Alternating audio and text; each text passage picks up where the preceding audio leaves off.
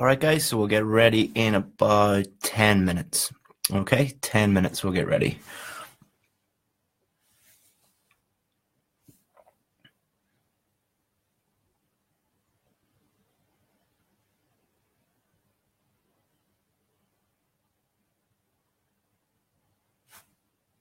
Hello to all the people saying hello.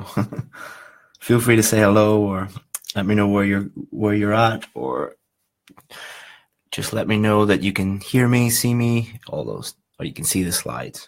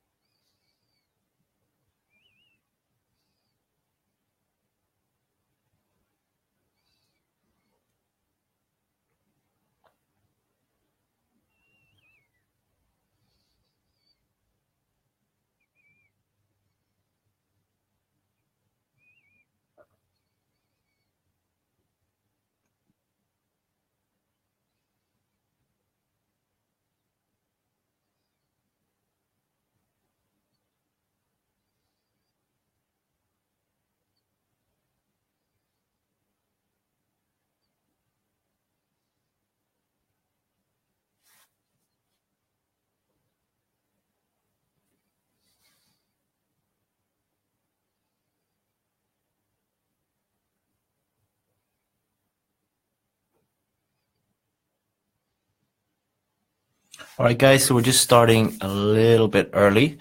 Chris here, and I'm just making sure that everything's working okay, and we'll get started at 1 p.m. So that's another 8 minutes or so. So we'll be starting in about 8 minutes.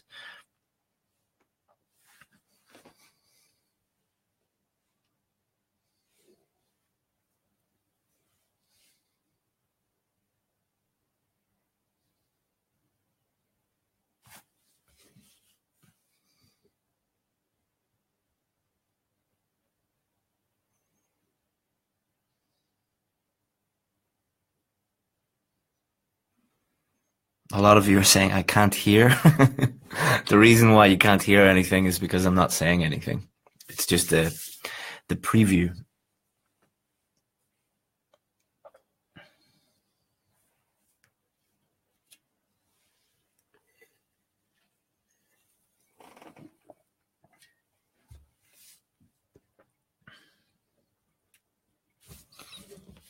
So let's see who's on here. So I'm going to mispronounce a lot of your names, and I'm very sorry about that. It's just because everybody's from different places. So let's start off with Chaitanya is the first person. So hello to him. Sorry for mispronouncing your name. Nesifu, Magdi, Charm, Christina, that's easy. Alicia, that's easy. Henwin, Mocha, Rai, Anju, Saeed, Kubra, Ganga. Wow, a lot of people. So we have 190 people live already. If you can hear me, can you just say yes, I can hear you? That would be really good, because that would indicate to me that there's no problem on my end. Because I think a few people thought that they couldn't hear me, but I just wasn't saying anything. So if you can just comment, yes, I can hear you, and that would be great. Someone says, say some jokes, or I am not a comedian. I might have some jokes later on.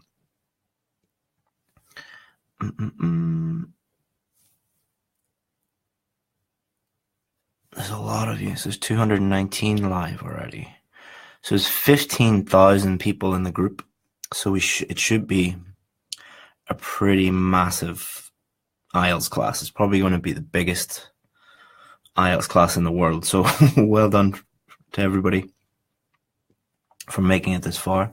And if you can just let me know that you can see the screen, you can see IELTS live training starting soon, and you can hear and everything, and that would be great. That's what I know. So thank you, Chidza, for telling me you can hear me clearly. Yeah. Thank you, Bull. Thank you, Saba. Thank you, Ezekiel. Thank you very much, guys, for letting me know that you can hear me. So we're going to start in about 5 minutes, or a little less than 5 minutes, and we'll get going. So it's just trying to get everybody in at the start, and then we can get going. And thank you to all of you who showed up on time. You wouldn't believe the number of people that emailed us saying, please convert the time to my local time. Please tell me what. It's like, there was a lot of emails.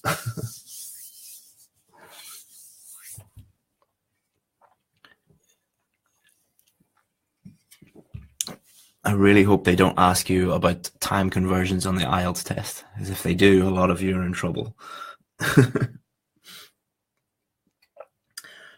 Saba says, how long will it be? I'm not 100% sure because I've never taught this lesson before. This is all brand new stuff. But I'd say the lesson will be at least 1 hour. And then we're going to do a Q&A, question and answer session at the end. So I really don't know how long that's going to take because I don't know how many people will ask me questions. But the main lesson will take about 1 hour. And then we have the lessons tomorrow at the same time, and then on Friday at the same time.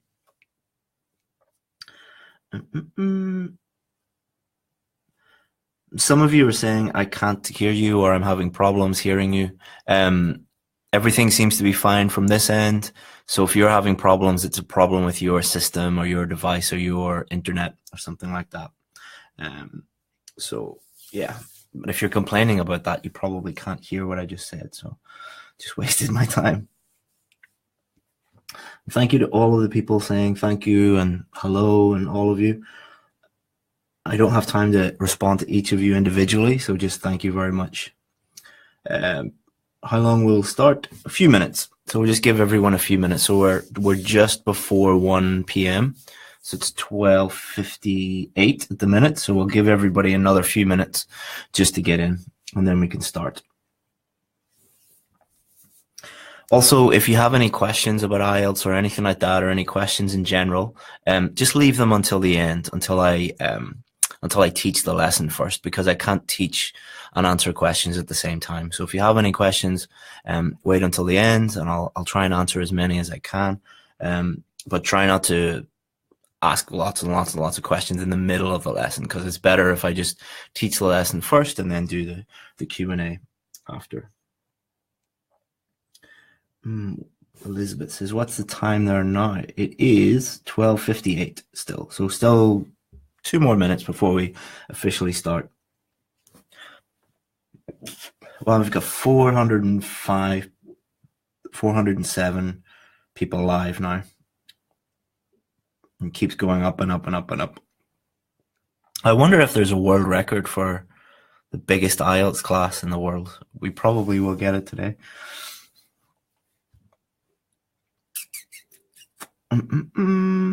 So a few more minutes and then we'll get started. Like most English classes, there's always a few late students. So we'll give those people a couple of minutes to start before we start. And it's amazing. Thank you so much to everybody who's joining us. I really appreciate you giving me your time and your trust. I know there's a lot of other IELTS providers, IELTS teachers, IELTS websites. So thank you very much for giving me your time, and I won't let you down. All right, so we're going to get started in a couple of minutes. And we're nearly live. We had a few technical problems, but it's okay. We fixed it. But the thing is, the camera, we can't switch between my screen and the camera, so you won't be able to see my face. So, but that's probably a good thing for most of you. But don't worry, we've fixed all the problems, so there's no problem. Okay, so it is 1 p.m. So thank you very, very much, guys, for joining me. I really appreciate it. And let's get started. So this is what we're going to be doing this week. So today, which is Wednesday, Thursday, which is tomorrow, and Friday is the last day. And we're going to look at the key mistakes that stop you getting a 7 or above in your IELTS writing test. So the reason why we created this was every single day we get hundreds of emails from students, and the most common email that we get is someone saying, I'm stuck at a 6 or I'm stuck at a 6.5 and I need a 7 or I need a 7.5, and I keep failing the test over and over and over again. And throughout the years, I have identified some key mistakes and key differences between successful students and unsuccessful students. So that's what we're going to focus on this week. And through that, hopefully you'll be able to identify your mistakes, stop making those mistakes, improve your weaknesses, turn your weaknesses into strengths, and get the score that you need. Because that's what we do. That's what we specialize in. We help people get a 7 or above. And we have helped more people get a 7 or above than anybody else in the world. And we're quite good at it. So let's get started. So 630 people live. Wow. Okay, so let's look at what the goal is for this week. So you should always start with a goal. So I'm going to help you uncover the key mistakes that I see students making every day and reveal simple systems to correct these mistakes. So I correct essays, task 1 general training, task 1 academic. I correct these over and over and over again every single day, and I spot these mistakes. And the same, you see patterns. If you do something enough times, you'll spot patterns, and there are definite patterns in the reasons why students fail. And there's big differences between the successful students and the unsuccessful students. So once our students have stopped making these mistakes, we find that our students improve their score by an average of 1 whole band. So many of our students who join us are stuck at a 6 or stuck at a 6.5. And after we've identified these mistakes, we help them move from a 6 to a 7 or a 6.5 to a 7.5. That's about the average. So what are we going to do this week? Day 1, which is today. First of all, and this is probably the most important lesson, the key differences between students who fail and those that succeed. Day 2, which is tomorrow, the same time, 1 p.m., the 4 most common mistakes students make on the IELTS writing test. So these are the mistakes that we see every single day, multiple times a day with multiple students, and the examiners see over and over and over again. So you guaranteed that you're making at least one of these 4 common mistakes. So we're going to look at those tomorrow. And then finally on day 3, we're going to look at the 3 most crucial mistakes that have the biggest impact on your score. So day 3 is super important as well, because these are the 3 things that have the biggest upside, the biggest return on investment. If you stop doing these and you fix these, you're going to see a big improvement in your scores. So my goal today, what is today's lesson about? I'm going to show you that the difference between successful and unsuccessful has nothing to do with intelligence, skill, or linguistic ability. Okay, so we have identified 5 key things that successful students do that unsuccessful students don't do. And they're nothing to do with how smart you are or how good you are at writing or speaking or whatever it is, or even linguistic ability. And these are things that you can change today. So there are lots of things like your grammar and your vocabulary, for example, which take quite a long time to improve, or your pronunciation or something like that. But the 5 things that I'm going to talk about today are things that you can immediately change today. So I wanted to give you guys the biggest impact that I could possibly give. So day 1 is all about the foundation of your preparation. And this is the most important thing. And many of you might be watching today, and many of you will be like, just show us the exact things that I want to do, the very practical things that you want us to show you, just the exact things that you have to write on the piece of paper in order to get the score you need. That's not what we're going to do today, because if we did that without showing you the foundations, you're going to fail. There's no point in showing you little tricks and, shortcuts and things like that without giving you this, because this is the most important stuff. And we now have 829 people live. So thank you very much for joining us, guys. So if you stay until the end of this lesson today, so that this lesson should take about, I'd say about 1 hour. And if you stay until the end, I'm going to give you answers to any questions you have. So my goal is to help people at the highest possible level. Part of that is answering any questions you have. So at the end, we will do a Q&A session. So if you have any questions, stick around till the end and you can ask me any questions that you have. I'll try and answer as many as I can. I can't guarantee that I'll be able to answer every single question, but I'll do as many as I can. And I also have an infographic. So I made an infographic last night summarizing all the information that we have today, but you'll only be able to get that if you stay for the whole lesson and you wait until the end. This is a free gift for the people who have shown up live, because there are 15,000 people in the group. Only 869 have joined us live. So you lucky 869 people should get an extra bonus for this. So that's what we're going to do. Okay, so let's start off by looking at the reality for most IELTS students. So this is official data from IELTS. All right, I didn't make this up. This is not something I created. This is the official data for worldwide mean results for men and women.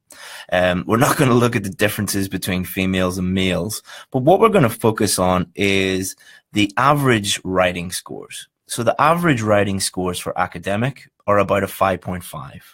The average writing scores for general training are a little bit higher, but still pretty low, just below 6. All right. So this is the reality for most students. And this is not because they have low ability or low, linguistic ability, or they're not intelligent. For most of these people getting a 5.5 or a 6, they're just doing the wrong things. And my students, the students that I help, achieve average scores of over 2 bands above these official averages. All right, so the students that I work with are 2 bands ahead. Why is that? So we're going to show you many of the things that we have learned and many of the things that we teach our students in this lesson today. Okay, so before we start that, let's start off with how we are so successful and how we've helped so many students. Why is that? Well, it's really to do with these 2 people. So this is me. This is me on holiday in Vietnam with Tom. That's little Tom. That's my wife, Wynn.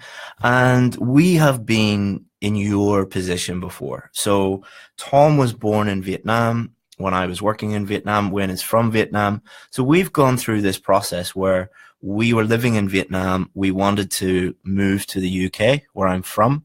And it was a very, very stressful process where we had to fill out loads of forms and provide loads of information, and in order to get the visa to immigrate from Vietnam to the UK. Nothing against Vietnam, by the way, if you're from Vietnam. We love Vietnam. We go back every single year. But UK is my home. So we realized that for most people doing this IELTS test, this is a really stressful thing, and it's something that can completely change your life if you get that score. So when I was developing my IELTS courses and how we treat people on those courses and how we help students, is I treat people in the same way as if I was helping my wife or my son.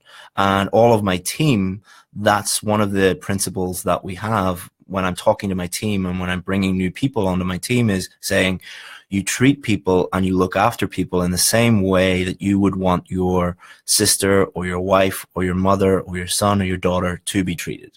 And that's how we treat people, and that's how we look after people.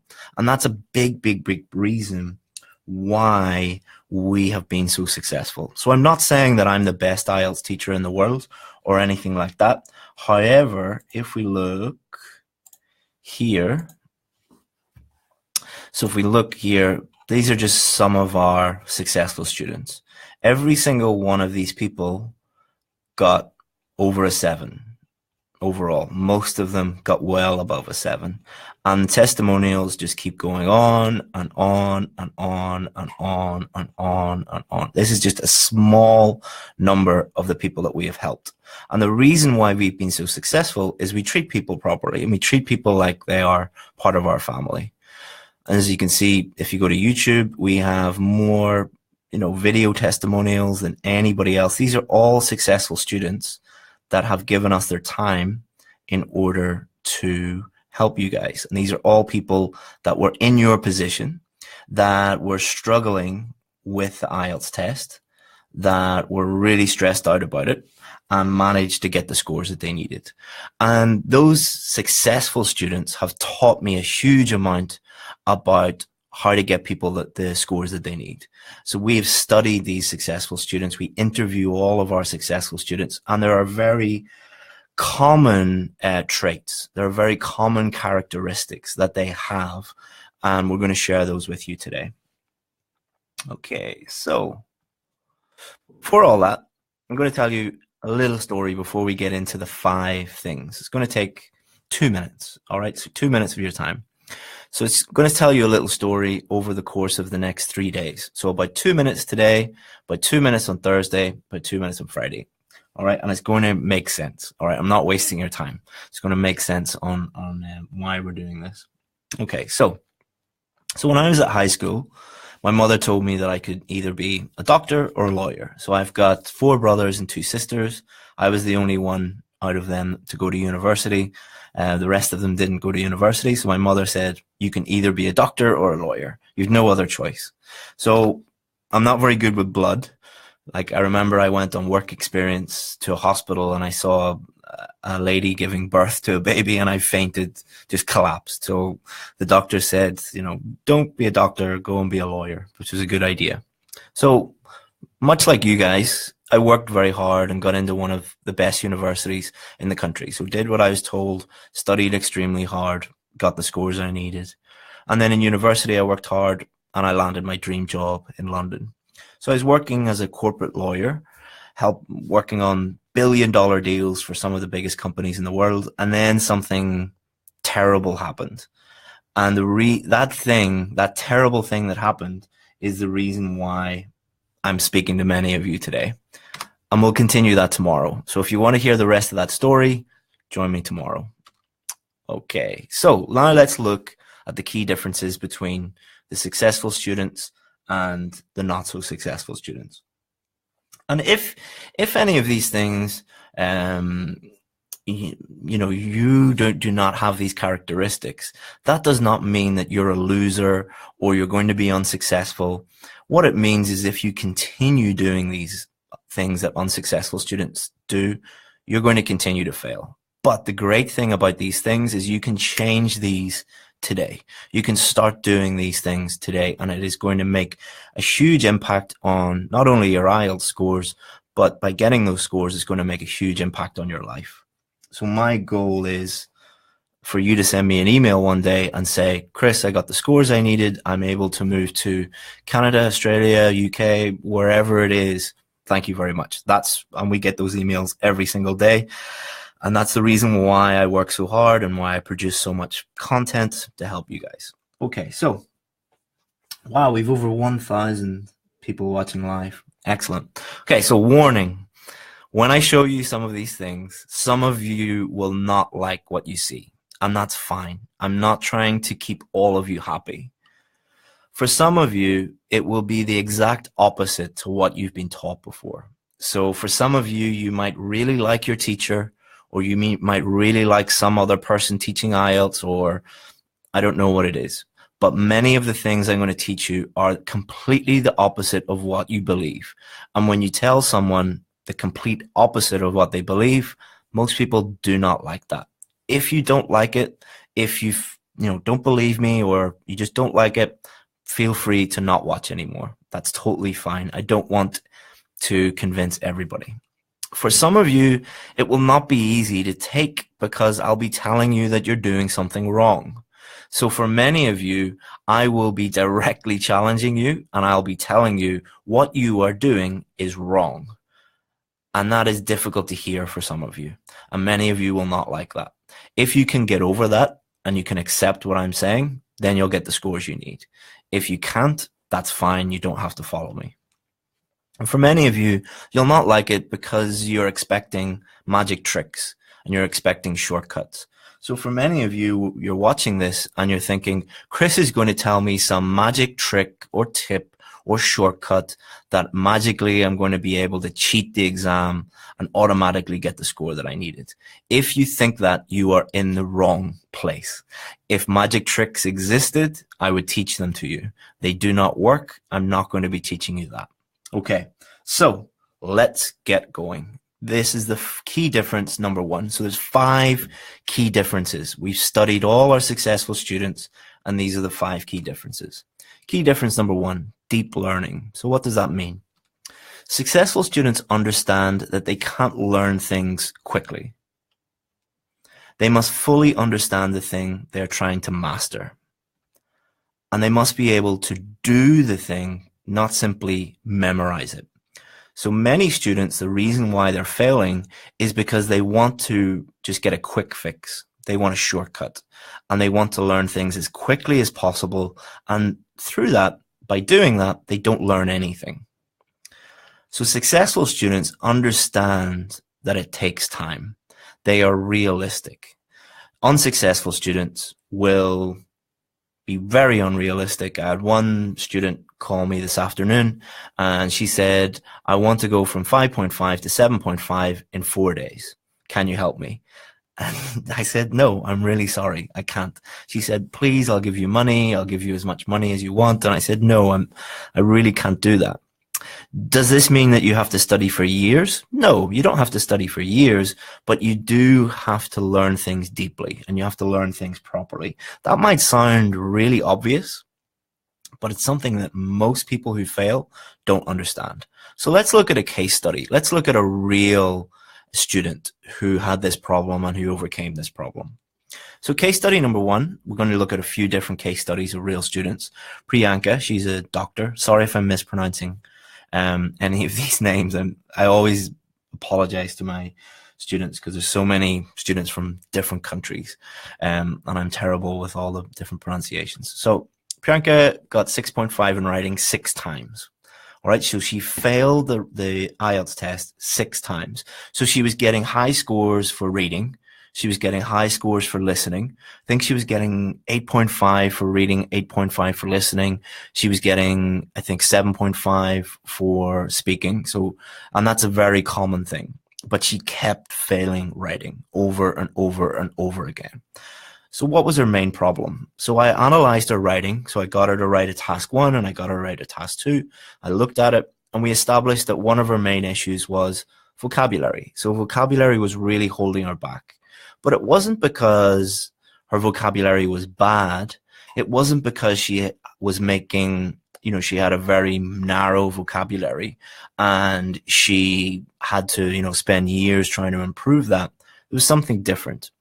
She was learning lists of words with just meanings and translations.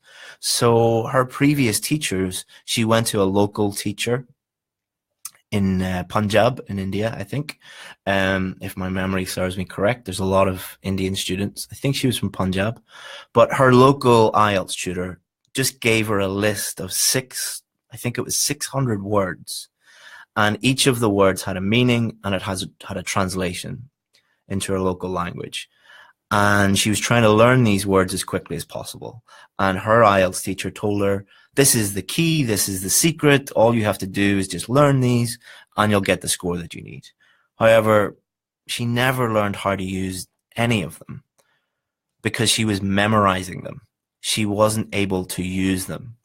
So we changed her approach to learning vocabulary and she jumped from 6.5 to 7.5 in 2 months. All right, so she was working, she's a doctor, she didn't have much time to study every day. So we said, okay, for 1 hour a day, you're going to stop learning lists of words, but you're going to start learning how to use vocabulary correctly. And she jumped pretty much immediately from 6.5 to 7.5. So many of you might be thinking, but that's going to take too much time. I don't have time. So let's think about this. What takes more time?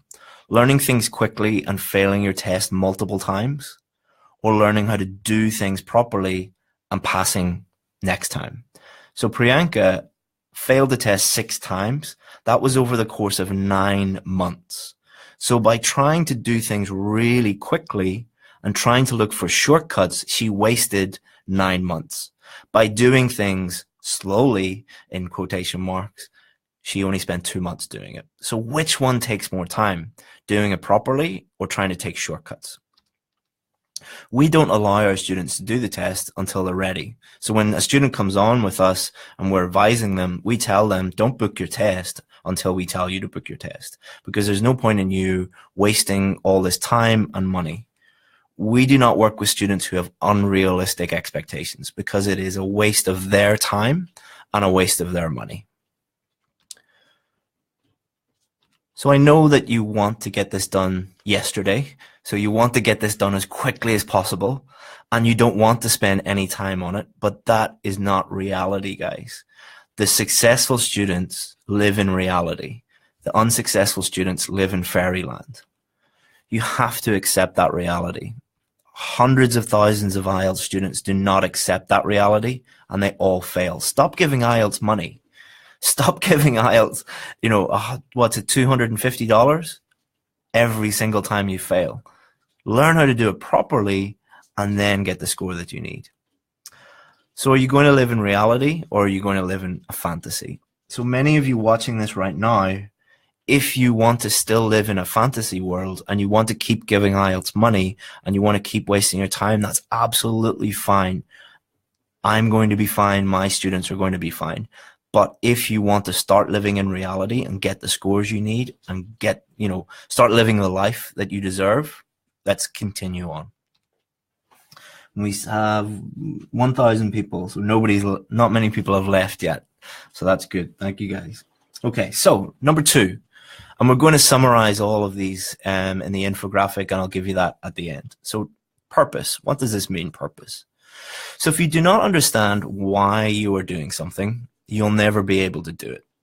So understanding how to do something or understanding why to do something, these are 2 completely different things. So I can show you how to write an essay, or I can show you how to do speaking part 2, but unless you understand why you're doing that and what IELTS want, you'll not be able to get the score you need. If you think the purpose of the IELTS test is to show off how many high-level words and phrases you know, you will fail. So one of the main reasons why many of you are failing is because you don't understand what the examiners want. You think that the examiners want you to use so-called high-level words and phrases and show off how great your grammar and your vocabulary is, but that is not the purpose of the IELTS test. So if you're doing that, you're giving them something that they don't want. The purpose of the IELTS test is to demonstrate that you can effectively understand and communicate in English, nothing else. So we'll say that again. The purpose of the IELTS test is to demonstrate that you can effectively understand and communicate in English, nothing else. So let's say you're a nurse and you want to work in London. Why do they give you the IELTS test? Because the IELTS test is able to establish whether when you start your job in London and someone is speaking to you or you see something written down, you'll be able to understand that. Or if you're writing an email to a colleague or you're speaking to a patient, they'll be able to understand what you are talking about. So it's not about using high-level words or complex grammar or anything like that. Sorry about the noise in the background. That's the rain. I live in Ireland and it's always raining. So understanding what you have to do and understanding the purpose of what you're doing really helps you. Oh, the rain is really heavy now. It's actually, hopefully that doesn't make it difficult to hear me. Wow, it's hailstones. Sorry about that, guys. So let's move on. I'll speak up a bit. All right, let's look at case study 2. He was an engineer, and Biraz, he's from Iran. So he was one of the first students that I dealt with. one of the very first students that I helped get the scores that he needed. So he needed a band 8 to go to Canada, and he had even flown to Vancouver to do the test and failed. So he thought that because he wanted to apply to Canada, someone told him that if he did the test in Canada, it would be easier. And that's not correct, actually. So it took me about 2 minutes to see why he kept failing. So very much like Priyanka, he was failing writing. So he really, really needed help with writing. And it took me about 2 minutes to look at his writing to establish why he kept failing. He had been taught that the purpose of the test was to show off how great his language was. So he went to... People are saying, it's pouring rain. I hope that you can still hear me. It's really noisy here with the rain, so hopefully you can still hear my voice. So he was told that all you needed to do was just show off how great your language was. To show off and use these so-called band 9 phrases or band 8. So the noise is really bad. There's nothing I can do. It's hailstones. So unless anyone can talk to God and ask him to stop putting the hailstones down, it looks like it's just a shower. So sorry about that, guys. So he was taught, like, what he was doing in his essay was he had lots of these phrases and words that were way beyond what he was able to use. So he's making lots of mistakes.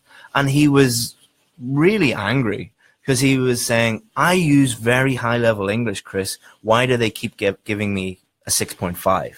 And I was like, because you're not really communicating clearly.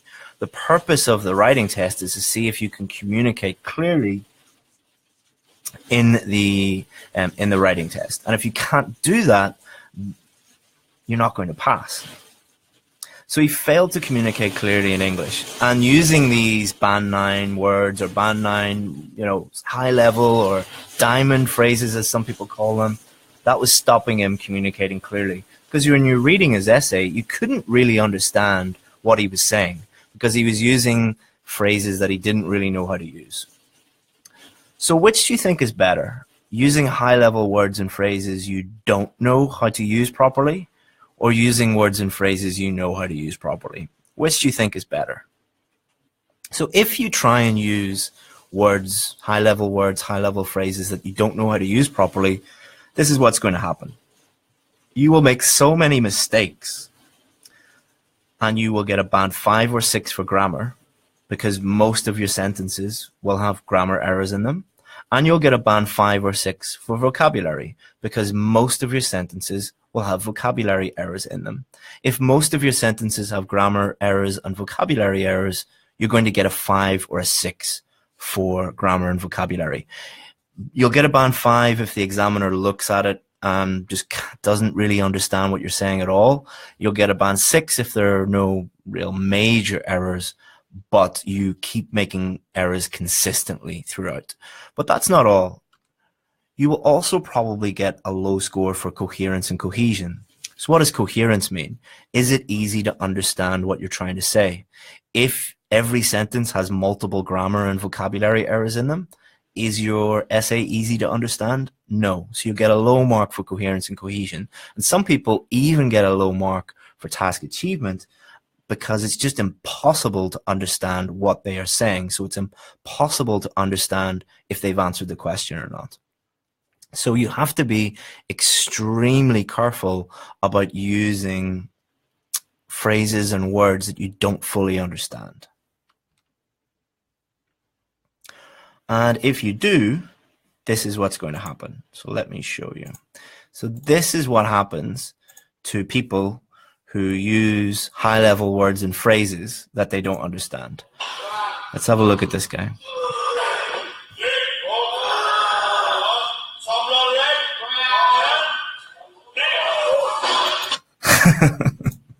So that is a very good representation of someone using these so-called high-level phrases. Because what you're doing is you are like someone going to a gym and lifting a weight that you're not fully capable of lifting. What's going to happen? You're going to seriously damage yourself, or make a fool of yourself like that guy in the video. Use the words and phrases that you have. Obviously, you always want to be improving your vocabulary. You always want to be improving your grammar, but understand the purpose of what you're doing. The purpose is to clearly communicate with the examiner. Don't do things that stop you doing that. Okay, so key difference number 3. So those are the first 2 key differences. Key difference number 3 is action. And thank the Lord that the hailstones have stopped. So it's only raining now. That was actually really big, thick hailstones, like hard snow. That's the reason why you could hear it so loud. Sorry about that, guys. Key difference 3, action. Some students consume and some students take action. Those that consume never actually learn anything. I watch Messi and Ronaldo play football every weekend. Does that make me a good football player? So hundreds of thousands of people watch football every single weekend on TV. But are they very good at football? No. Why? Because they're consuming that information, but they're not taking any action. And that's pretty simple. It is better to watch 1 hour of YouTube and take a little action than it is to watch 1,000 hours of YouTube and take no action. So for many of you, the reason why you're failing is because you're watching too many IELTS lessons on YouTube, or you're reading too many IELTS books, or you are reading too many IELTS blogs, or you're on Facebook too much watching me and watching videos. If you're doing that, but you're not taking any action, it's completely useless. So let's look at another case study. This is Lynn from Vietnam, and she's a student. She's a postgraduate student. Lynn had watched every single YouTube video, read every website, IELTS website, read every IELTS book in the world. So she was saying to me, Chris, why am I stuck at a band 6? She said, I've looked at everything. I've studied everything which she thought she was studying. Why am I stuck at a 6? And I replied, you've done nothing. I wasn't doing that to be mean to her, but I was doing it a little bit to shock her a little bit, to really get my point across that she thought she was working, but she was doing nothing. There's a huge difference between consuming information and taking action. We helped Lynn identify the main reasons why she was getting a 6 and got her to apply what she had learned to those issues.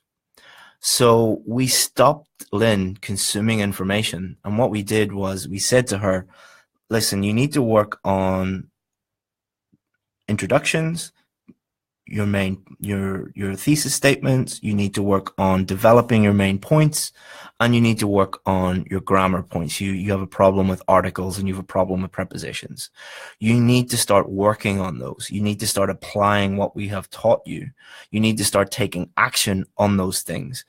So for example, if you watch every single video about how to use prepositions, you're never actually going to be able to stop making preposition errors. It's only when you watch one good video and then you apply what you have learned and you practice, not until you do that will you get the score you need. And when she did that, she moved from 6 to 7.5, which is pretty dramatic. But if you go and look at all our testimonials and go to YouTube and watch our success stories, that's not unusual. And it's something that, again, all of these things that you're learning today, these are things that you can start doing today. So ask yourself, are you a junkie? So what's a junkie? A junkie is someone who's addicted to something.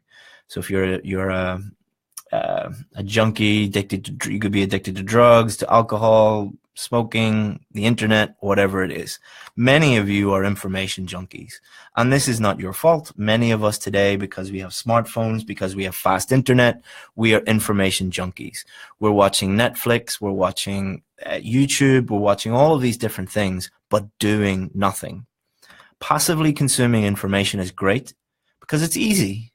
Feels good. It requires no effort. Why is Netflix so popular? Why is YouTube so popular? Why is Facebook so popular? Because it's easy to just sit there and scroll through your feed. It's good to be lazy. However, actively doing something isn't so great. It's hard, it doesn't feel good, and it requires effort. But which do you think is better for you? Do you think it's better to just passively consume information, or do you think it's better to do something? So which is easier? So this is the same guy. So this guy on the left, it's the same person. He probably had a really nice life. He was watching TV every day, eating really nice food, didn't have to do any exercise. It's a really nice, easy life. Same guy on the right, he probably doesn't have as easy a life. He has to get up every morning and go to the gym. He has to eat healthy food. He can't eat whatever he wants. He can't just lay about and watch TV every day. This is a good representation of what happens to many IELTS students. If you're just watching lots of YouTube clips about IELTS and you're watching them religiously, but you're not taking any action, what's going to happen? It's pretty obvious from there. Okay, so key difference number 4. So we've gone through the first 3. This is the 4th one. They're critical. This is probably the most important one. So it's hard to take criticism. The bigger your ego, the harder it is. So some people, you probably know some people you know, your friends or your family, that they just can't take criticism. They're one of these people that you just can't actually tell the truth to because the truth is hard to listen to. This is why most teachers do not give you any criticism. It's bad for business. So if you go to most IELTS schools, they don't actually criticize your work. So it's not about criticizing you as a human being. It's not about criticizing who you are or your personality or anything like that. I'm talking about criticizing your work. So if you keep getting 6.5 in writing, wouldn't it be nice if somebody told you the exact reasons why you're getting 6.5? But most teachers won't do that. Either they're incapable of doing that, or it's just bad for business because most students do not want to hear criticism. So a lot of schools tell their teachers, don't be too critical, because students will leave and they'll not give us their money. Look at any of the most successful people in any walk of life, and they're always looking for criticism. Look at people who have failed and failed miserably, and they often never accepted criticism. So let's look at 2 people. Elon Musk, you probably know who Elon Musk is, and he's famous for constantly seeking criticism. So he asks his friends to criticize him, he asks his co-workers to criticize him, he asks his customers to criticize him. Why? Because he knows it's the only way to improve. It's the only way to find what is wrong with his products or his services and to fix them. Same with this guy, you probably know him. He said the secret to his success was curiosity, obsession, stubborn endurance combined with self-criticism have brought me my ideas. He was highly critical of himself and he accepted other people's criticism. We're all human. We all make mistakes. I understand that. I'm not the type of teacher that goes around just being negative all the time. But you do, if you're doing this test, you do have to accept someone telling you where you're going wrong in order to improve.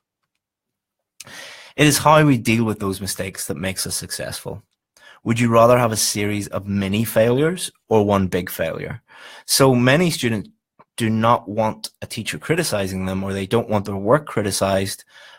And I would consider that a mini failure. So when I work with students, I say, I gave you back your work and you had, 50 different mistakes, and I highlighted them all. And I said, but don't worry. These are just mini failures. It's controlled failure. That is much, much better than one big failure, i.e. failing your IELTS test.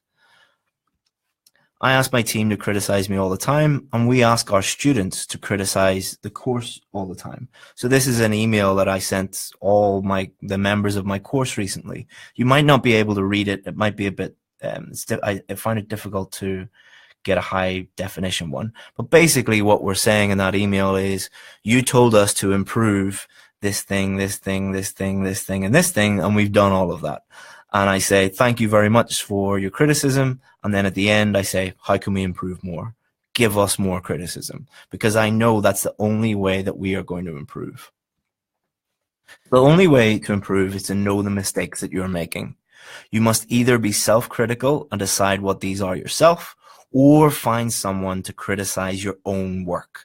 So many students come to me and say, I failed the test 6 times or 5 times or 7 times.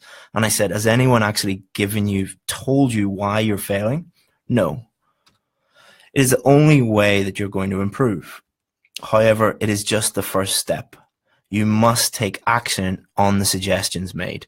So many students they actually want criticism, and I can tell them, okay, you're doing this wrong, this wrong, this wrong, and this wrong. You need to fix this, you need to fix that. And they say, thank you very much. And they go and do the test again and they fail.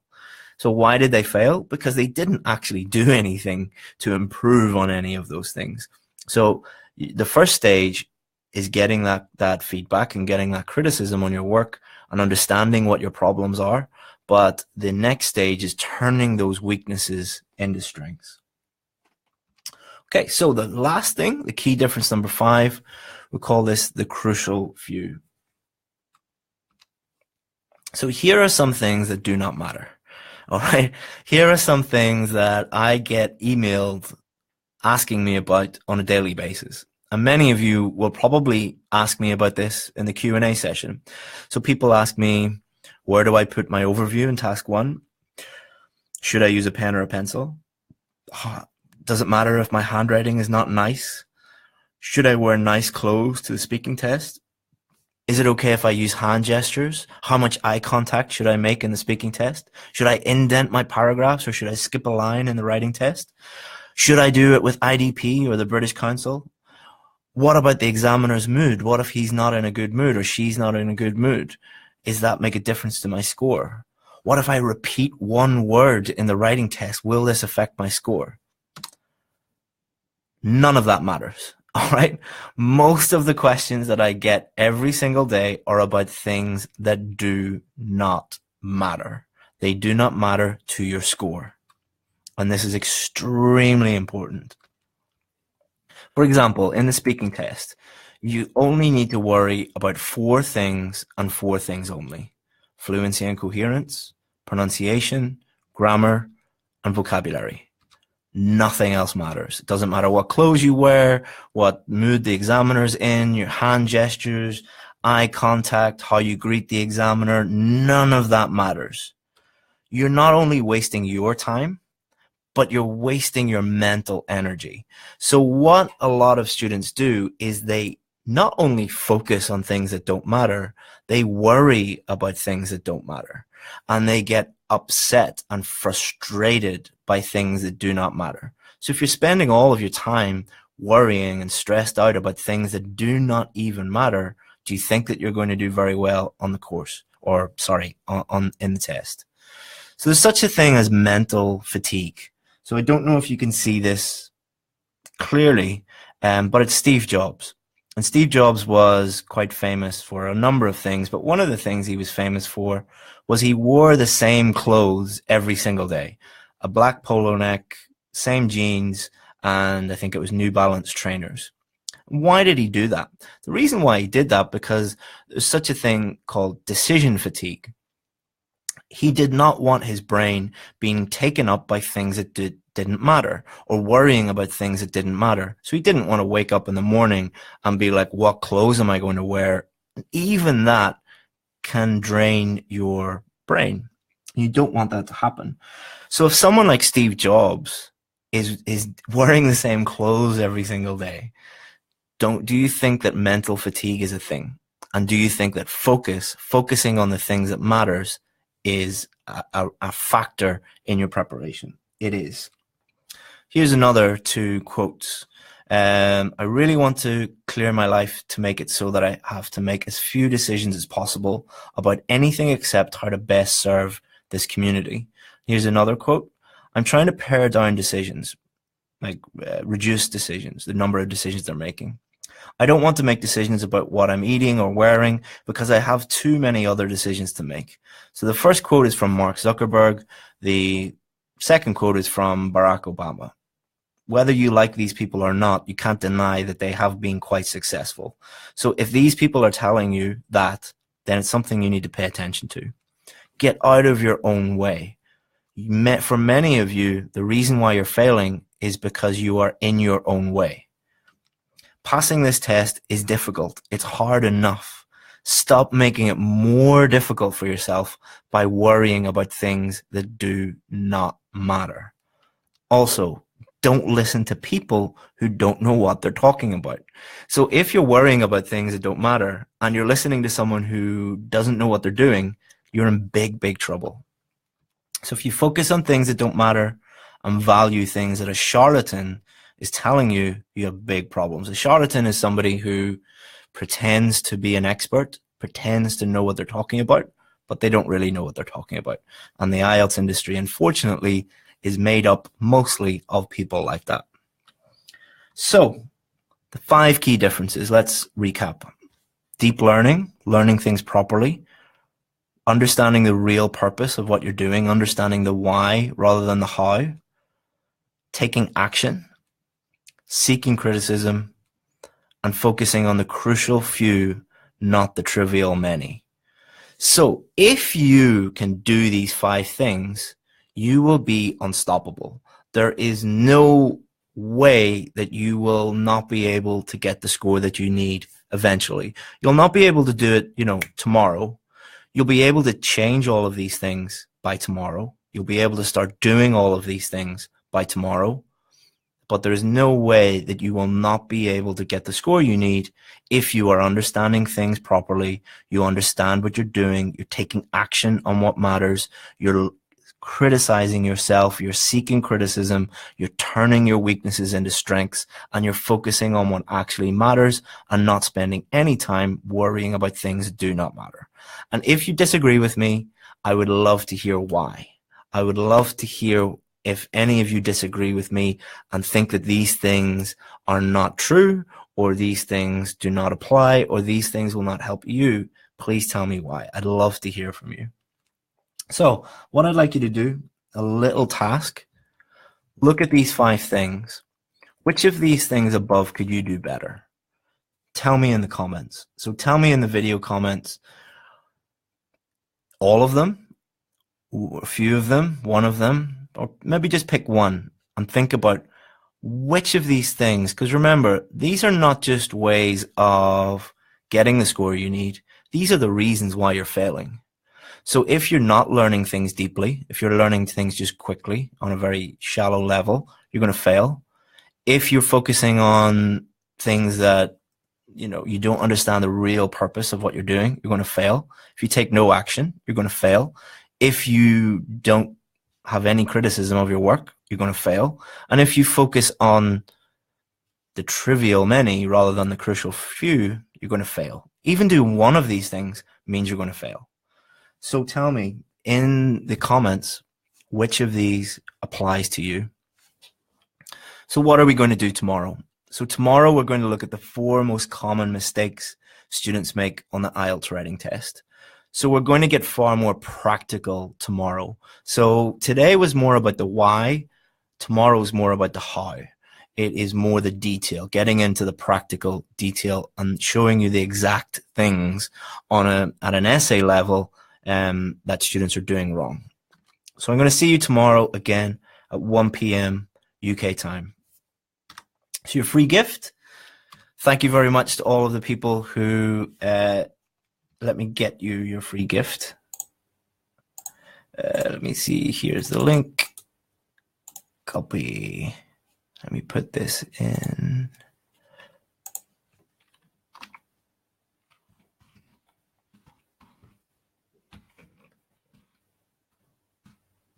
So the free gift, I've just posted it there. Let me see. Can I edit post? Can I put it in here?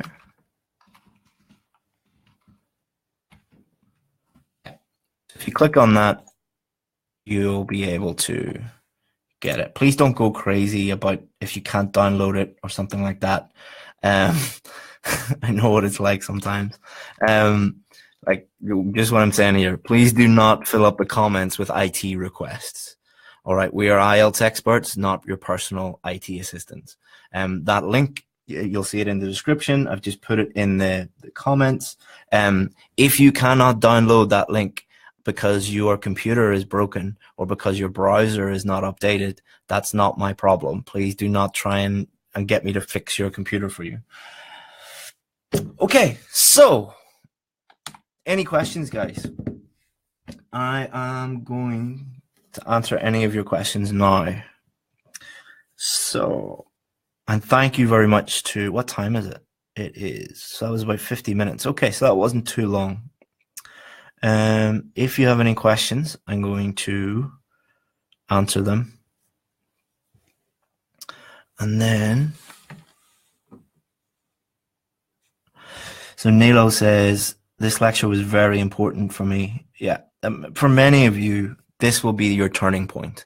This will be the day that you stop doing all those silly things and that you start moving towards getting the score that you need. Saba, please put the free gift link as a new post. It's in the description of this. Please don't fill up the comments with stuff about the free gift. I want to help you with IELTS, guys. I don't want to help you with IT support.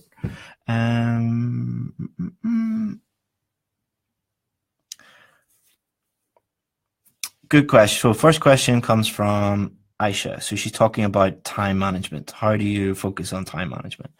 Good question. Okay, so for time management, let's think about this. Let's think about a 100-meter sprint, a running race, or a marathon running race. Do the people finishing last in the 100-meter sprint or a marathon, do they have time management issues or do they have running issues? If you think they have time management issues, you're wrong. All right. So many of you think that you have time management issues on the IELTS test, but in reality, you have writing issues, reading issues, listening issues, speaking issues. I have never met a student who was really good at reading, had really good vocabulary, had great grammar, good strategy, knew exactly what they were doing, that ever had a problem with time management. It's only students who have faulty reading skills or writing skills or vocabulary or grammar that think they need time management tips. You don't need time management tips. You need to figure out why you're failing the writing test or the reading test and getting better at that. And then you'll be able to finish on time every single time. Ahmed, although you focus on helping people get a 7 or above, I'm aiming to get a band score of 6.5. The stuff that I talked about today applies exactly to people who need 6.5 as well.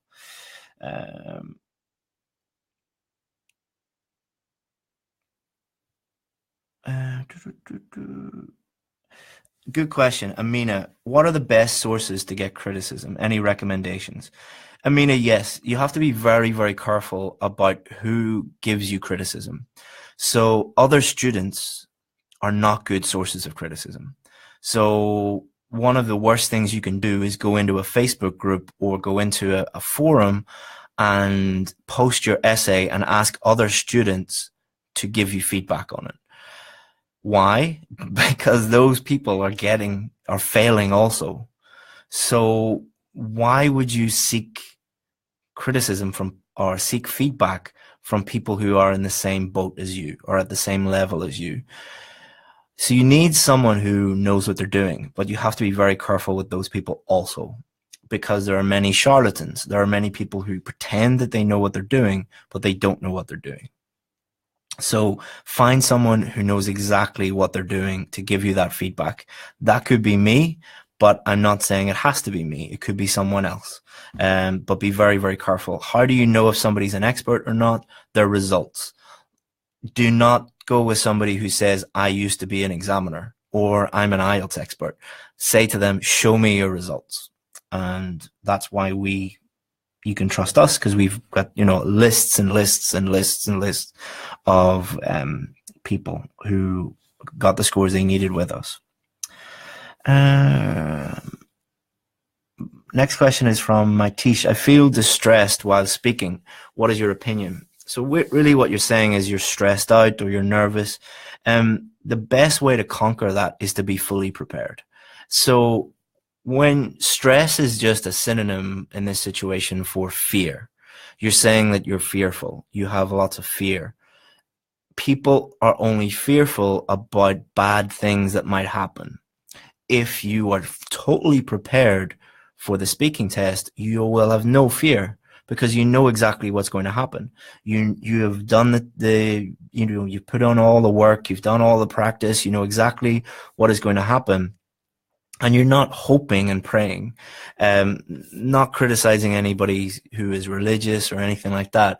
But if you are hoping that you'll get the score that you need next time, you're not going to get it.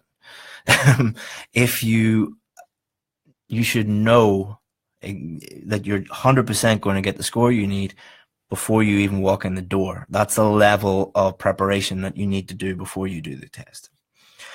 Fatma, how can I learn vocabulary properly? I posted a vocabulary improvement plan. You'll also find that on my website, on the homepage, IELTSadvantage.com. Amarpreet, where can I get my writing evaluated? That's something that we do for our VIP students, but there are many other places that you can do it.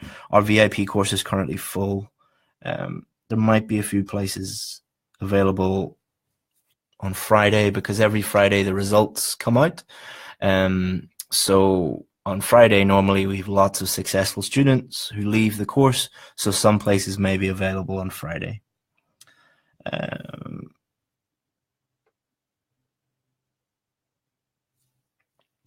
Moha, how can I get a high score in reading? So there are many different things that you need to do well. Number one, vocabulary. You cannot get a high score on the reading test unless you have a wide ranging vocabulary. Because many of the answers will be synonyms, or synonyms will help you find the answer or the location. So unless you understand the words that you're reading, you won't be able to get a good reading score. The reading test is as much a vocabulary test as it is a reading test. The other thing you need to do is you need to read. That might sound really simple, but it is true. If you do not read regularly in English, you're never going to be able to get a high score. So reading regularly will also help you improve your vocabulary. The other thing you need to do is understand the different types of questions and have strategies for each of the different types of questions, because they're all different. So what we do with our students is we give them step-by-step strategies for every single type of reading question, listening question, so that they can apply that to the questions and they're very confident about exactly what to do at any time. When is the right time to take the IELTS exam? When you're ready to do it. Not when you think that you might be able to do it, when you're 100% sure you'll be able to get the score you need. I'm just looking to see any more questions.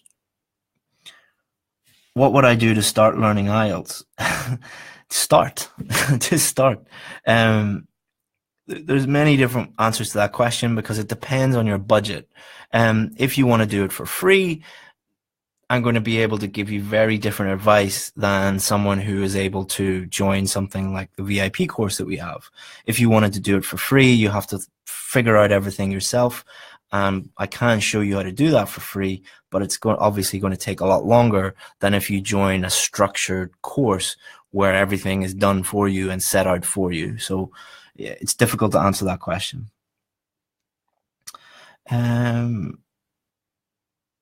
Where should I start practicing writing? So just practice is not going to help you.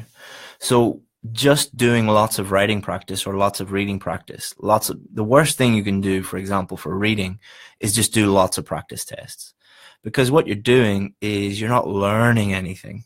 So what you need to do is reflect on your performance and either look at your own writing or your own reading results critically and figure out what your weaknesses are, or get someone else to help you with those, and then work on those weaknesses.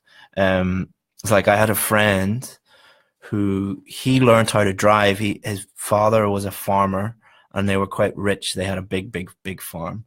And when he was a kid, his dad bought him a car to just drive around the farm.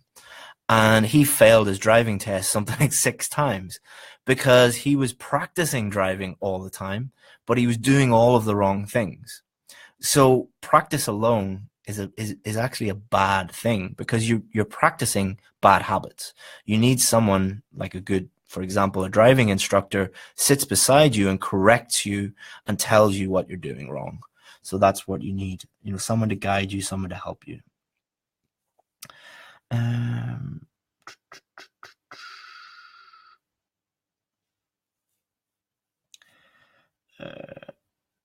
Nikki, Chris will tomorrow cover more details about the layouts of essays and what the examiner wants to see. Yeah, we'll be talking a lot about the marking criteria and what the examiners want to see.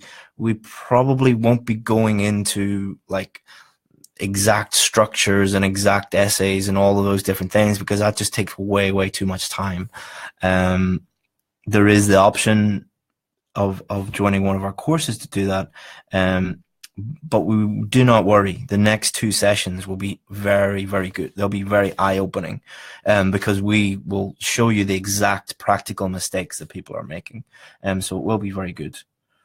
The weather is crazy. Can you hear the thunder? We never get weather like this. We never get thunder and we never get hailstones, but we did today. It's weird.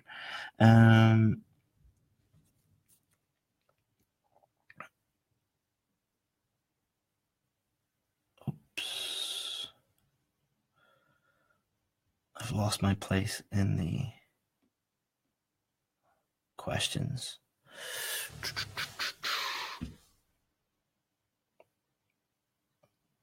Okay, Facebook is only showing me the last like 20 questions. I think you guys have just asked too many questions. And so if you've asked a question and I haven't answered it yet, ask it again. Don't ask it multiple times, because if you do, Facebook will block you because they think that you're spamming. But just ask it one more time. Cha Su Win, how to generate more ideas for task 2. So you're asking the wrong question, Cha Su. So it's not about generating more ideas for task 2. It's about generating quality ideas. So it's not about quantity, it's about quality. So for task 2 essays, you only need 2 ideas. You do not need multiple ideas, and we're going to look at that tomorrow a little bit. But the worst thing you can do is just try and think of like 7 ideas, because you don't need 7 ideas. You only need 2 ideas. So it's about getting a strategy to help you think of those very high quality ideas quickly. Exactly.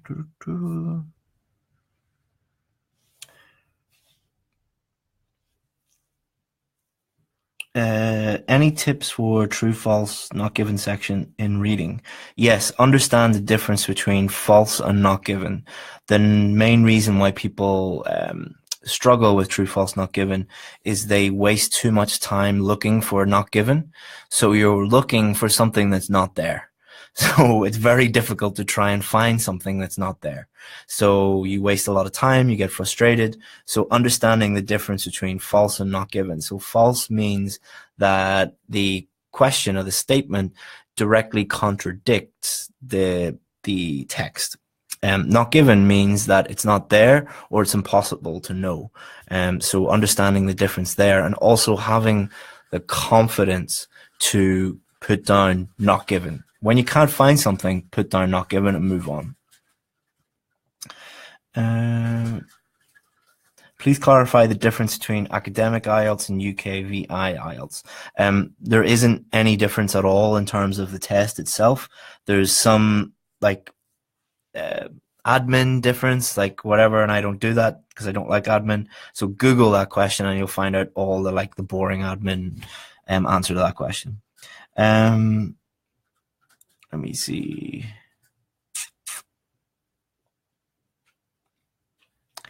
Makid, I usually use the common words for writing. I don't use many words that is unknown. The hailstones are back. Makid, there's no such thing as common words. There are less common words that's in the marking criteria, but you probably just don't understand the difference between simple and complex words. So you need to understand the difference between that. It would take me too long to explain that in this very short Q&A session. But that might be something I work on tomorrow. Sorry about the noise, guys. The hailstones are back.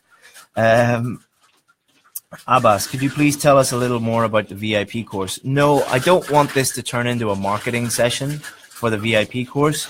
It's full at the moment, so yeah. And if I talk about it too much, people get angry and they say, this is marketing. Yeah. Can you hear the rain in the background? Yeah, not great. It's really unbelievable weather. Wow. But it's just a little shower, so hopefully it'll pass in. Let me see. Trying to find another question. This is a very common question. And this is about what I was talking about earlier, about not knowing the purpose of what you're doing. So Mustafa said, does idioms help to get a high level in speaking? No. If you use idiomatic language can help. But idiomatic language and idioms are two different things. You can get a band 8, you can get a band 9 and never use idioms. Native English speakers do not use idioms that often. IELTS candidates do use idioms very often and they mess them up. They make lots of mistakes. So do not use idioms unless you know 100% sure that you know how to use it, when to use it. It has to be appropriate, it has to be accurate. A lot of people are asking, can I correct their essays? Yes, I can, but I only do that for my VIP students. It's currently full. There might be some places on Friday, but let's focus on helping you guys for free rather than turning this into a marketing thing. Julia, I'm afraid of speaking in English. How can I overcome it? Realize that the only way that you're going to improve is by making mistakes. Think about how a baby learns English. Like my little boy, he's 3.5, and he makes mistakes every single day. And he speaks 2 languages, and he makes mistakes every single day. Does he care when he makes a mistake? No, he doesn't care at all. And that is why children can learn languages very, very quickly, because they do not care about making mistakes, and they intuitively learn from those mistakes. The only way you're going to improve your writing or your speaking is by opening your mouth, putting the pen on the paper, making mistakes, learning from those mistakes. I'm trying to find... C.A. Aisha, what if I'm not interested in reading? I'm not interested in lots of things that I have to do every day, but I still do them. I'm not interested in brushing my teeth every day, but I still do it. I'm not interested in taking a shower every day, but I still do it. I'm not interested in drinking water every day, but I still do it. See my point? You have to do it. Sometimes the questions are not understood. What should we do here? Chemsidan. Very good question, because if you're finding questions that you do not understand, I'm 90% certain, not 100%, but 90% certain that you are looking at a fake IELTS question. Most of the IELTS questions you'll find online are fake. You will not find, for example, I have one of the biggest IELTS websites in the world, and I do not provide reading or listening practice tests. Why is that? The reason why that is Cambridge are the only people allowed to make those tests. It's illegal for people to make them. So if you are looking at fake tests, either those tests are very, very, very easy, or they're very, very, very, very hard.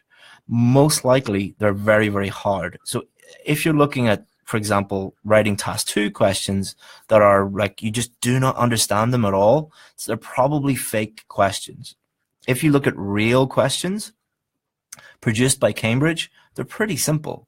They're about things like education, technology, health, the environment, things that most educated people should know a little bit about. So be very careful when you're looking at them. Also, do not look at reported questions by other students. Most of them are nothing like the real questions that people just don't remember questions properly. So the other thing to do is anybody who comes onto my VIP course, what we suggest to them is read the news every day. For 10 minutes every day, look at technology, environment, education, health. Look for those kind of stories. Read a little bit about that. That will improve your awareness of these common task 2 topics. It'll improve your idea generation. It'll improve your examples. It'll improve your idea development. But most importantly, it'll improve your vocabulary. So doing that for 10 minutes a day and writing down new vocabulary and new ideas and new examples, really, really going to help you. Hi there. What is the purpose of CERF level in IELTS results? CERF level is just another way. It's another, how would you describe it? Another value on your current English level. So it's just another measuring tape, like inches and centimeters.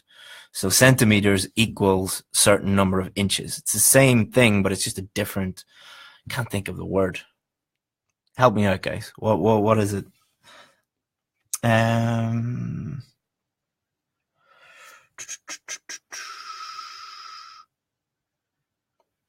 Salhia, please advise me about matching headings. So this requires a very long answer because I need to teach you step by step and give you a step-by-step strategy for matching headings, and I don't have time to show you that.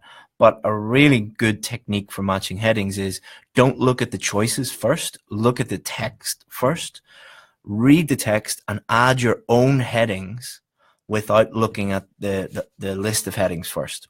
You will be quite amazed at how many of the headings that you create yourself match, sometimes exactly, other times not exactly, but that is a really, really good way to do matching headings. Janice, what is deep learning? Learning how to do something properly. So let's think about vocabulary, for example. So doing something quickly or learning vocabulary quickly would be getting a list of words and just trying to memorize the words and the meanings. Now, deep learning would be learning the meanings, learning the synonyms, learning the collocations, learning the pronunciation, learning the antonyms, learning how to use it in a sentence, learning it properly so that you can use that yourself. That's the difference between deep learning and shallow learning. Another way to think about it is the difference between memorization, so short-term memory, and automation, long-term memory. So when you first start driving a car, you have to actively think about everything. It takes you a long time to think about turning the ignition and getting the gears right and checking the mirrors. But when you've been driving for 4 years, you don't even think about that because you've moved it from your short-term memory to your automatic long-term memory. So in the speaking test, if you are trying to think of a list of vocabulary rather than just using your active vocabulary, the vocabulary that you know deeply, then how's your fluency going to be? You're going to be like, I had a delicious meal and the waiter was handsome, and you know, that's how your fluency is going to sound because you're accessing your short-term memory. Native English speakers don't think about grammar or vocabulary because it's all stored in their long-term memory. So it's moving things from short-term to long-term. And you do that through application, feedback on your work, practice, repetition. It takes a little bit longer than just memorizing stuff. Daishitha, good question. On listening, are there any tips? So we did a whole section about how tips don't work and how you need to learn things properly. So no, there are no tips for listening. The biggest tip that I can give you for IELTS is stop looking for tips. Tips are not going to help you. Tricks are not going to help you. You might think that tips and tricks are going to help you, but tips and tricks are the main reason why you failed the test 6 times over the course of 18 months. So by trying to do things quickly, you're wasting 18 months and thousands of dollars in practice fees and, giving your money to a teacher who doesn't know what they're doing. So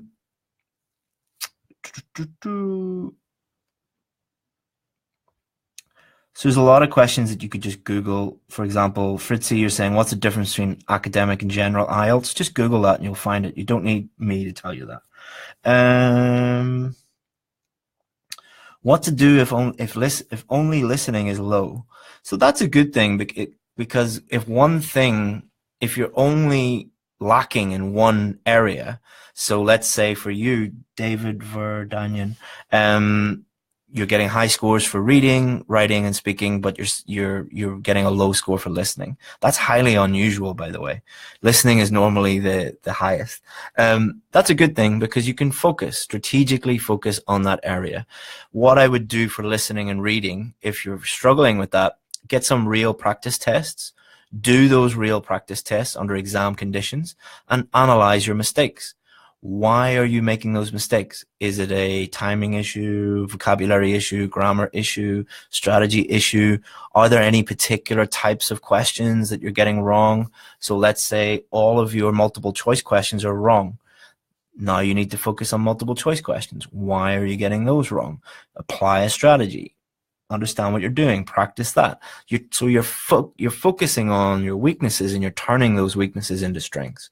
Like if your car was broken down, you wouldn't just take your car and throw it away. You would take it to an expert, get them to figure out the exact reason why your car is broken down and fix that exact reason. That's the kind of logic and strategy you need to apply to your IELTS preparation. Harney, can you post some writing samples frequently? No. Band 9 samples do not help. So it's like watching Messi or Ronaldo play football, or watching a world-class chef make a dish, or anybody producing something very, very at a very, very high level. If you're at a low level and you're watching and looking at someone at a very high level, you're not going to learn anything because it's way above your head. So you have to start a lot smaller than that. And that's what we'll be doing over the next couple of days. Are there any known websites with more practice tests? Yes, IDP, the British Council, IELTS.org, Cambridge English. Those are the 4 websites that have real tests, and the 4 only. Everyone else is fake. If you see a website that says they're giving you reading and listening tests and they haven't been made by IDP, British Council, Cambridge English, or IELTS itself, they're fake tests. And if they're fake tests, they're breaking the law. Don't give people who break the law your money. Can you hear cows in the background? I live beside a farm, and it's calving season. It's season for the babies to come out of the mummy cows, so you can hear them in the background. All right, so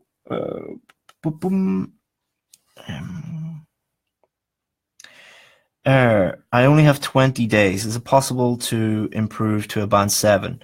Probably not. I'm going to be honest with you. So I'm not going to tell you lies. I'm not going to say, yeah, come on my course and I'll get you the score you need in 20 days and guarantee. Like, I'm not going to lie to you. That's not a realistic proposition, especially if you are at a 6 and now you need a 7 and you've got 20 days to do it. You can achieve pretty much anything you want to in life, but you need to be realistic in terms of the amount of time. So like, I'm like 10 to 15 kilograms overweight. Like, can I lose 10 or 15 kilograms? Yeah, sure, that's pretty easy to do. Um, but can I do it in a week? No, I'd probably die if I tried to do it in a week. Um, Live in the real world. Welcome to reality.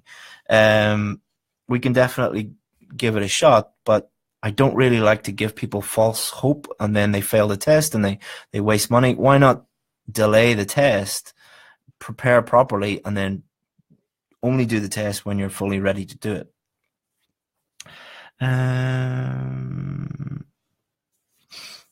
So I told you that one of you would ask a question, that one of those list of things that didn't matter. And we have our first question: does handwriting matter? No. Like, obviously, if your handwriting is so bad that the examiner can't read it, that's a problem. But for most of you, that's not a problem. Fatma, we have thunder in Egypt today too. It's weird. Yeah, that is weird. Um,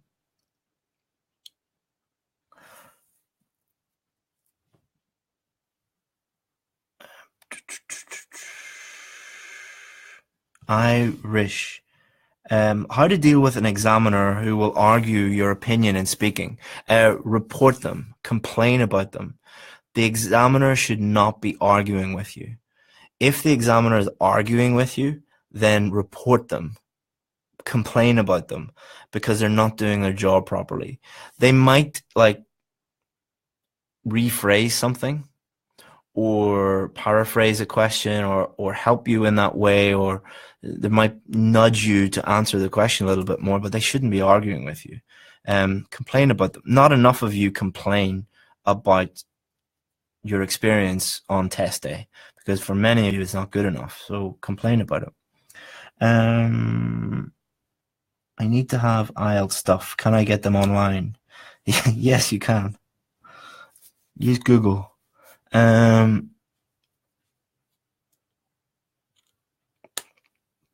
Sea Lion. I'm having difficulties with task 1.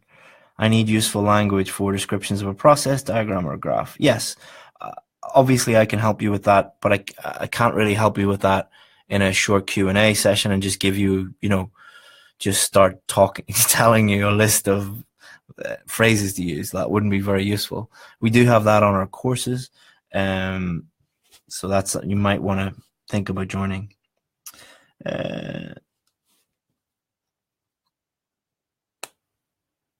How to handle if I go out of ideas about the topic? Sure and dip. I don't understand that question.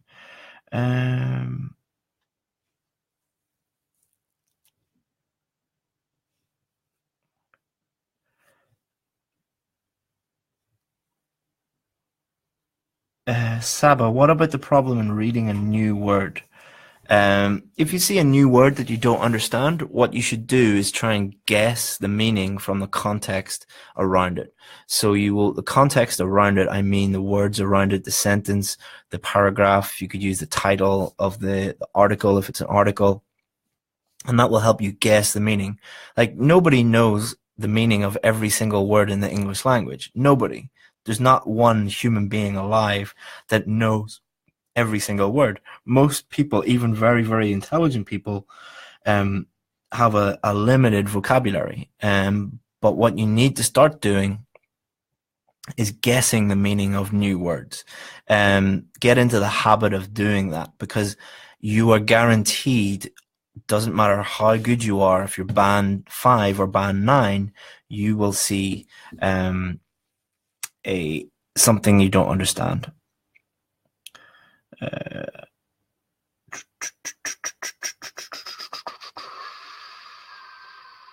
All right, guys. So Just trying to find questions that are useful for a lot of people. I can't answer every single question. Some of the questions I don't understand. Some of the questions are just um, repeating what other people have asked already. So I'm just trying to find questions that have not been asked already and will be useful and I can understand. When writing an example, should it be linked to the last line or can it be linked to any statement made in the paragraph? Your example should be linked to the main idea of the paragraph. The paragraph should have one idea in it. That idea should be contained in the topic sentence. Then you need to explain that main idea, and then you need to support that main idea with an example. So all of that should be linked together, and that's part of coherence and cohesion.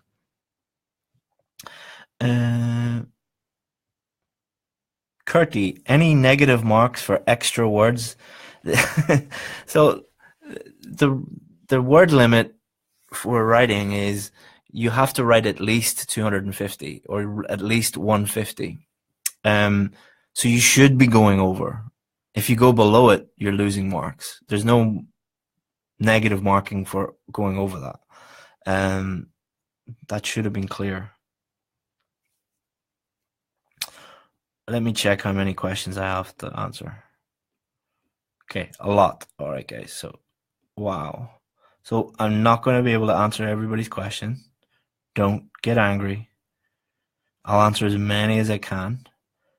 And if I don't answer your question today, I will try and answer it tomorrow or Friday. Because there's a limit to how much my brain can handle in one day. So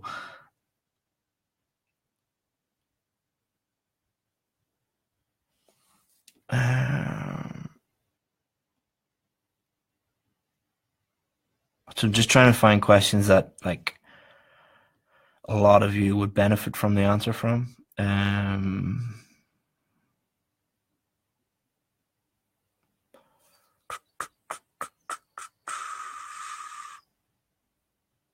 A lot of you are asking about the VIP course. I'm not answering questions about that because it's not fair on the people who just want free help.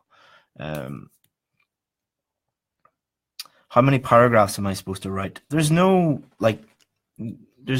magic number of paragraphs. But I find it's a very good idea to write 4 for task 2 and 4 for task 1. That doesn't mean that if you write more than 4, you're going to lose marks or anything like that, but you don't need to write more than 4.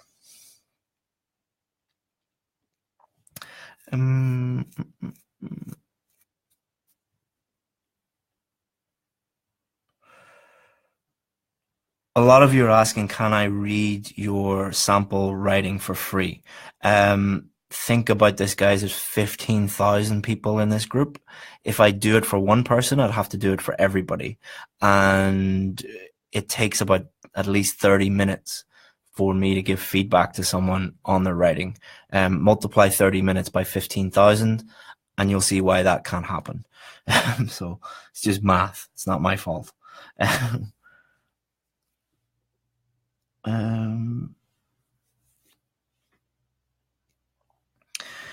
For agree or disagree essays, should we write both or just one side? You can do either. So you can write a balanced essay or you can write a one-sided essay. There's no magic thing that, you know, if you do one or the other, you'll get more marks. You should do the one that is easiest to do for you and is the most effective for you. I teach my students to just do it one-sided for agree or disagree because it's easy for them to understand and it's easy for them to use, and I think it's more effective. But that doesn't mean you can't do it the other way. One of the main reasons why a lot of people fail is because they believe that there's only one way to write an essay. There's multiple ways, multiple good ways of doing it. There's multiple bad ways of doing it. It's not like maths or physics. It's writing. It's not my brain is starting to shut down, guys. I told you this would happen. Let me see, find some more. questions.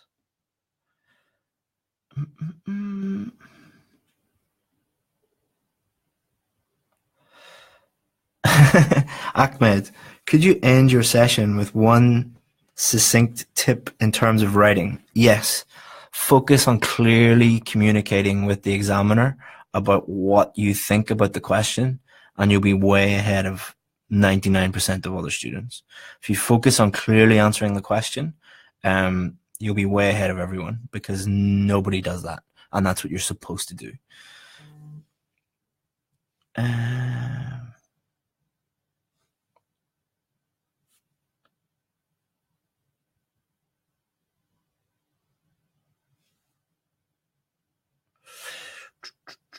So there's lots of questions being asked that I've already answered, so I'm just going through them to try and find ones that I haven't answered already.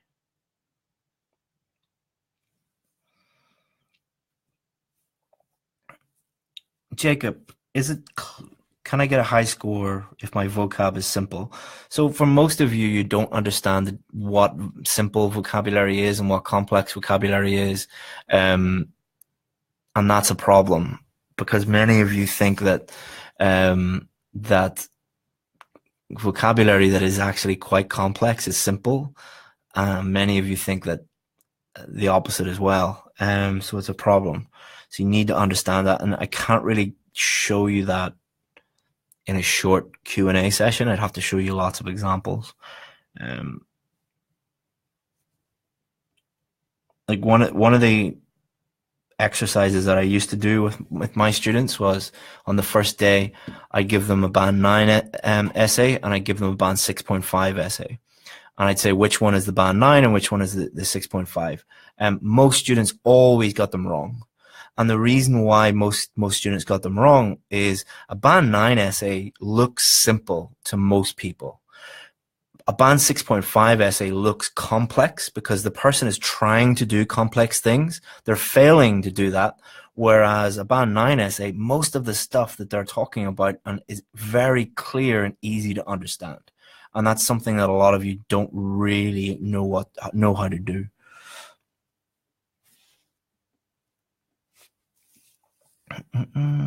I'm starting to get a headache, guys, and my brain is because I was working a lot on these slides, everything today, and then focusing on doing the presentation and then all of these questions. So I won't be able to answer questions for 4 hours or anything, guys. I'll try and do as many as I can, but I do apologize. I'm human.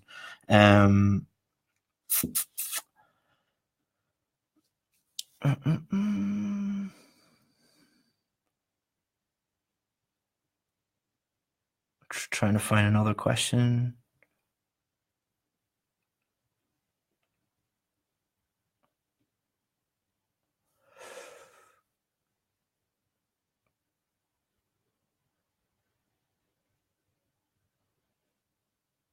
So most of the questions I'm getting have already been answered. Okay, guys, so I'm going to leave it there because it's just lots of questions that have already been answered. So, guys, see you tomorrow. I'm going to show you what we're doing tomorrow. So tomorrow we're going to look at the 4 most common mistakes students make on the IELTS writing test. And we're going to get a lot more practical, and I'll try and answer as many of your questions as I can tomorrow and Friday. But I'll see you again at 1 p.m. Sorry if I can't answer all of your questions. There's a lot of repetition in there, guys. And if I didn't get to your question, I apologize, but I am human. I can't just keep talking and talking and talking and talking, and I'll start to make mistakes if I do that. All right, guys, thank you very much. I really appreciate your time. Hope that you find that useful. The things that you learned today will make a huge difference to your future if you start doing them. But you have to start doing them. Don't consume. Take action. Thank you very much, guys. Really appreciate it. And bye-bye.